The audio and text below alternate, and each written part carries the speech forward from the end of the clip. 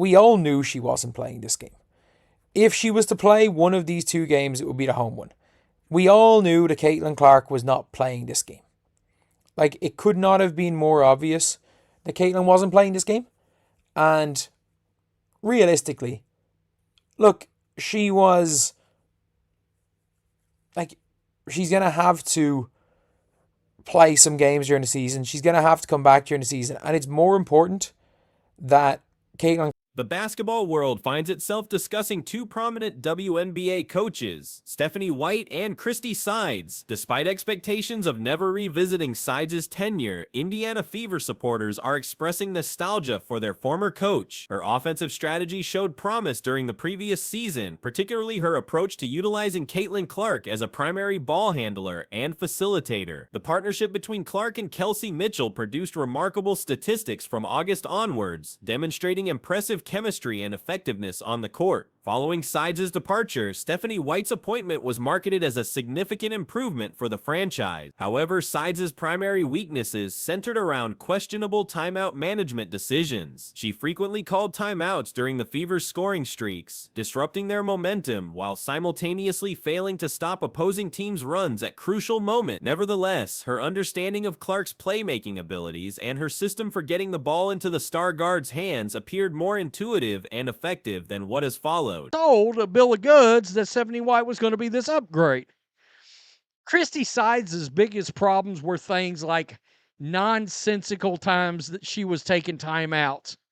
She would take timeouts and kill the Fever's own scoring runs, and then she would wait too long to take a timeout to stop the run of another team.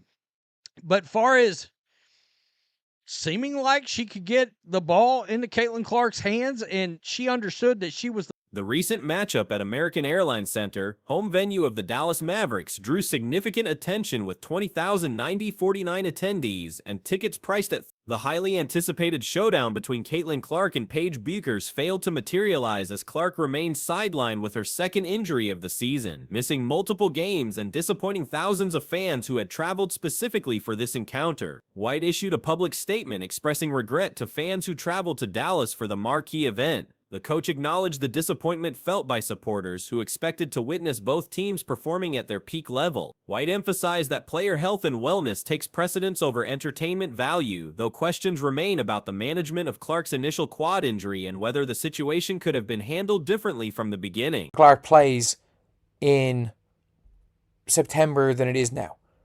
That is more important. And look, it seems like the team is just imploding right now. It seems genuinely like the team is in a bit of a... It seems like they are imploding. But at the end of the day, it's it's early in the season. A team could implode right now. Like, nobody's absolutely counting out the aces. White's coaching philosophy appears misaligned with the team's personnel, creating ongoing challenges that have become increasingly apparent as the season progresses. The Fever dominated the opening quarter against Dallas, establishing a commanding lead through fast-paced play that maximized their athletic advantages. However, their subsequent shift to White's characteristic slow-tempo approach allowed the Wings to mount a comeback over the following 2.5 quarters, nearly erasing the early advantage in a pattern that has become frustratingly familiar. Despite securing victory, the Fever's performance raised concerns about their ability to maintain leads and close out games effectively. This pattern mirrors their previous contest against the Los Angeles Sparks, where they surrendered a fourth-quarter advantage that should have been insurmountable. The team should currently boast a 3-game winning streak, having also defeated the Seattle Storm, but instead dropped winnable contests against struggling opponents who had no business competing at that level. The playmaker, I think Christie Sides kind of had a handle on that. Now, this is, in case you did not know this, last night's game, of course, was at American Airlines Arena where the Mavericks play. Now, let me just show you this.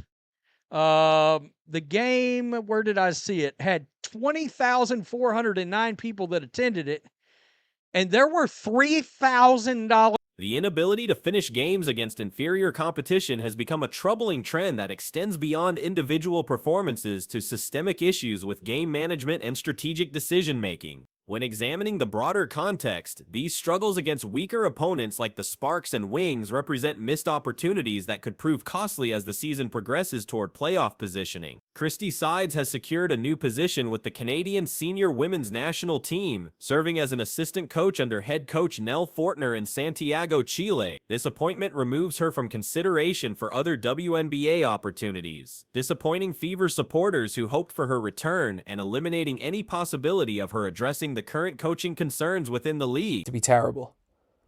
Nobody's counting out the Aces to be absolutely terrible, even though they've been equally as bad.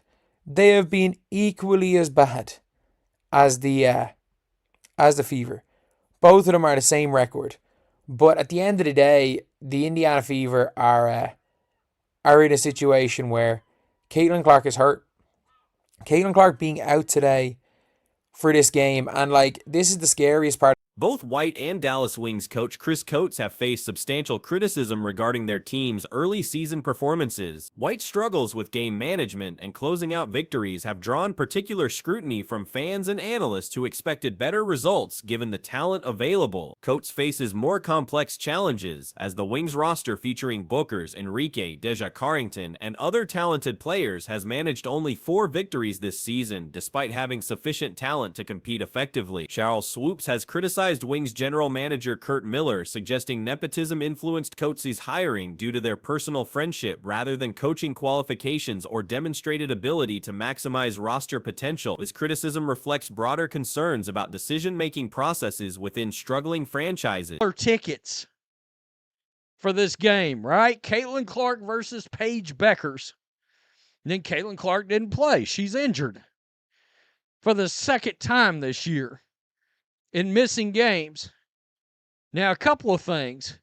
Number one, Stephanie White, I did not see this, issued an apology to the fans that were coming to that Dallas Wings game, because obviously a lot of Sides completed 2 seasons with Indiana, compiling a 33-47 record while securing a playoff berth after achieving a 20-20 regular season mark before a first-round elimination. Her dismissal surprised many observers, as few had called for her removal following the team's transformation from a 1-9 start to a 6-seed playoff position, demonstrating her ability to adjust and improve throughout a season. The dramatic turnaround under Sides' leadership, particularly after the Olympic break, showcased her capacity for adaptation and player development. The team's improvement during that crucial stretch suggested that given more time and resources, she might have continued building on that foundation rather than starting over with an entirely different system and approach. About all of this is that Caitlin being officially ruled out is as big of a disaster as possible for all the games that have been moved to bigger arenas. And the one thing is, like, these arenas have already sold the tickets. They've already sold the tickets, but it's just long term, is that now you're not going to be able to necessarily, like, you're not necessarily going to be able to make these games more hyped. You're not necessarily going to be able. Social media platforms have become venues for fans expressing support for Sides' return to the league. Dallas supporters particularly advocate for her hiring to replace their current coach, viewing her as a clear upgrade over the existing situation. One fan noted that while Sides had her limitations during her tenure, her passion and ability to guide the team through successful stretches, especially post-Olympic break, were valuable assets that are currently missing from the league landscape. The sentiment suggests that if the Fever finishes below .500 under White's guidance, apologies to Sides would be warranted, given the criticism she received during her tenure. This potential outcome would represent a significant validation of her coaching abilities and raise questions about the decision-making process that led to her replacement. people were traveling in. It was a big event last night, or was supposed to be a big spectacle for the WNBA in Dallas, and this whole thing got monkeyed up. All right, by Stephanie White and, of course, Caitlin Clark being injured. So we know Caitlin Clark sat out last night. The Fever tried to give the ball game away. Side's reputation for closing out games effectively has been highlighted in contrast to White's current struggles with game management in crucial moments. Her offensive systems created an entertaining brand of basketball that maximized player strengths, particularly Clark's unique skill set and ability to create opportunities for teammates. The comparison between the two coaches has led to observations that Side, despite being an inexperienced head coach thrust into the spotlight during the WNBA's growth period sparked by Clark's arrival, managed the situation more effectively than White, who inherited a clearer blueprint for success. To bring in this crazy amount of hype, bring in this crazy amount of like ticket hype and bigger arenas, because let's be real, the Dallas Wings don't sell out their 7,000-seater stadium. This game's in the American Airlines Center, and I think a lot of people that bought tickets are still going to show up. I think if you paid a couple of $100 to buy tickets to this game, you're still going to show up, and it's a funny one. Like before, some analysts had advocated for alternative coaching candidates with Indiana connections, such as Mark Jackson or Larry Bird, both of whom possess the experience and credibility to handle high-pressure situations. Jackson's extensive experience working with Stephen Curry draws natural parallels to Clark's playing style and exceptional shooting range, while Bird's legendary career and understanding of elite talent could have provided valuable perspective for Clark's development during this crucial period of her professional career. The current team's regression under White has become increasingly apparent to anyone following the franchise closely. Even with Clark in the lineup, the Fever often struggles to maintain an entertaining pace of play that showcases their athletic advantages. White's preference for deliberate half-court offense, involving multiple passes and methodical possessions, has created a viewing experience that lacks the excitement and energy that made the team compelling under Sides' more dynamic system. I mean, God, they were running and gunning. They ran Dallas off the court in the first quarter. Then they slowed it down, prototypical Stephanie White snail's pace. And guess what? The Wings came storming back over the next 2.5 quarters. So Stephanie White said she was sorry, quote, "I'm sorry for the people who are coming to the game." White said on Friday via Nathan Baird of Indiana Star, This stylistic shift has particularly impacted Clark's effectiveness as a playmaker and scorer. The deliberate pace often negates her ability to create fast break opportunities and limits her chances to showcase the court vision and passing ability that made her such a compelling collegiate player. When the team slows down to execute White's preferred system, Clark's unique talents become less impactful, potentially stunting her professional development. The coaching situation has created an unexpected narrative where fans are reconsidering their previous criticisms of Sides while questioning White's appointment and overall strategic approach. This reversal demonstrates how quickly perspectives can shift in professional sports when expectations aren't met and results fail to match the promised improvements. before obviously the season started, my plan was, when the fixtures came out, my plan was to go to Indiana a week before the All-Star game. I think they played a game, and then it was like All-Star game, and then they played another game. One of them was against Dallas, and try to go to the All-Star game and something else. But like, we're now in a situation where it's like, is Caitlin going to be able to play in the All-Star game? Meanwhile, Clark's current injury status has created significant complications for the league's marketing efforts and revenue generation. Her absence from high-profile games in larger venues represents a substantial financial and promotional setback for the WNBA, which has invested heavily in showcasing her talents to expand the league's audience and commercial appeal. The groin injury that has sidelined Clark raises questions about its severity and timeline for recovery. The organization's reluctance to provide detailed medical information may stem from concerns about fan engagement and attendance figures, as transparency about extended absence could negatively impact ticket sales and viewership numbers. Clark has already missed 7 games this season, creating uncertainty about her availability for upcoming marquee events, including potential All-Star Game participation, which would represent a significant blow to the league's premier showcase event. I think I feel disappointment for them more than anything, because I want them to see her at her best and us at our best. I hate that for the fans, but at the same time, for us as a team and for Caitlin as a person and player, her health and wellness is a priority. No doubt, she's got to get healthy. She does. But we also have questions about Well, was this whole thing mismanaged from the get-go?